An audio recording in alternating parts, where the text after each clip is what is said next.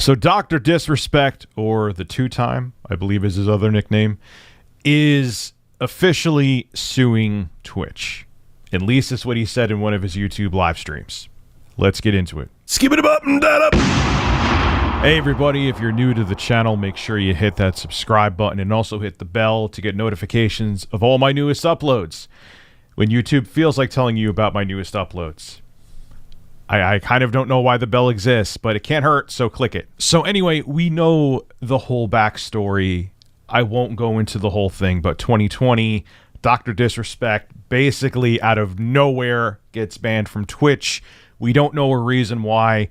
We had people speculating and insinuating that it was really, really horrible things. I'm looking at you, Slasher, where it's like, oh, I have insiders that they're saying it's monstrous and there's going to be legal action taken and it's that serious that no one could talk about it, and it ended up being a giant nothing burger. There was nothing that he did that at least was wrong enough that he couldn't go over to YouTube and start live streaming. And it was swept under the rug. From what I've heard, it was some kind of contract disagreement, and Twitch wasn't happy that they were paying as much as they were to Guy Beam, aka Dr. Disrespect. So they were like, yeah, we're this contract that we signed with him to keep him on the platform. Yeah, that's a lot of money. So we're just going to let him go and not really give a reason. Well, just recently, Dr. Disrespect was streaming, and apparently just a few months ago, he found out a reason, and he admitted that he's suing Twitch. Anyway, here's the clip. Take a look, then we'll discuss. I can't talk about it, but a lot of people ask me, do you know the reason? Yeah, I do know the reason why now. I've known for months now the reason why. And I'll just say this right now, champs. There's a reason why we're suing the out of them, okay? I don't know how else to put it. The amount of damages and you just don't... No.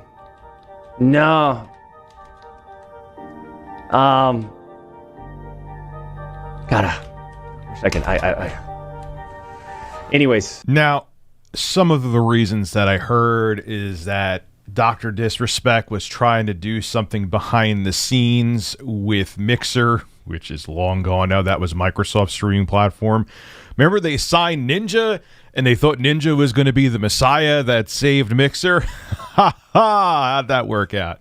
Hey, Blip TV, you signed over like Philip DeFranco and iJustine, and at the time it was like in early 2010s, like big creators, and that helped Blip TV out great, right? Blip TV, you're still here, right? Exclusive creators works, right? Oh yeah, it doesn't. People don't really care. They'll either, if it's timed exclusive content especially, they'll just stay on the same platform and just wait till it goes back over to YouTube. Yeah.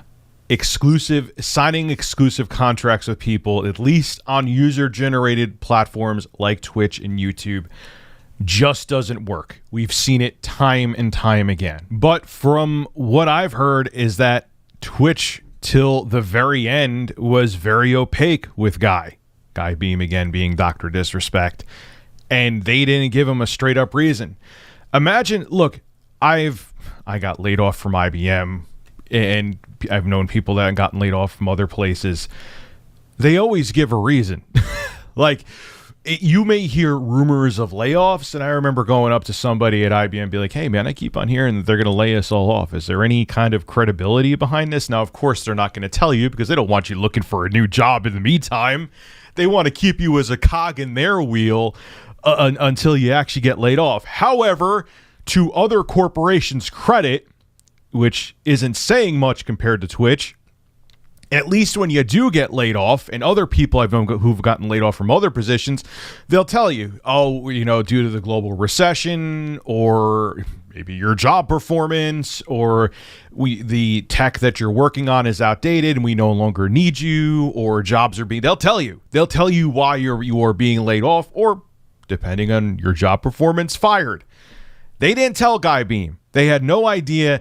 And then on top of it, they, like I said before, they let him get thrown under the bus by all the idiot speculators. Look, I did a bunch of videos on Dr. Disrespect too, but I didn't put out, I purposely, because I was like, these rumors, I learned from Pro Jared that until there's some credibility, I'm not spreading this stuff. I've learned from that mistake because there were people saying some really nasty things like, hey, Rich, I heard DrDisrespect did this. You should cover it. I would get DMs. No. Do you have any evidence of it? No, I just heard it from these other people and they're industry insiders. No. Unless you have receipts of something that damning, I ain't covering it. And I'm glad I didn't, because guess what? 99.9% of it, actually all of it, ended up not being true. I guess I used that 0.1% for the fact that, there was some kind of contract thing that happened, which I'm guessing is what the case is here. And what they did was flat out unethical. It was like, wait, this is costing us too much money. Let him go. So I hope he wins, because there has to be that transparency there. I'm tired of these platforms, like if you get even temporarily banned or perma-banned, where they just send out some generic statement, and now finally Twitch is giving more pinpoint or laser focused statements if you do get a suspension or a ban, to let you know what your offense was, but they still need to do better. And it'll be interesting to see if he's really suing them, where this lawsuit goes. Because if it goes in the right direction and Guy Beam wins, it could mean a lot of good things for content creators. Because, look, man, this has been the most stable job I've ever had. But yeah, it is stressful knowing that one day, like, maybe YouTube will just be like, yeah, we don't want news commentators anymore. Rich is too much of a drama monger, so we have to get rid of him. And that could very well be the case. And then I'll have to make an OnlyFans account and start selling my holes. Oh, wait, I can't do that anymore. Well, maybe. That's another weird thing that we'll talk about one day. Oh, OnlyFans, way to cancel yourself. But I digress. This is Rich of Review Tech USA signing out. Have a good one. There needs to be more transparency.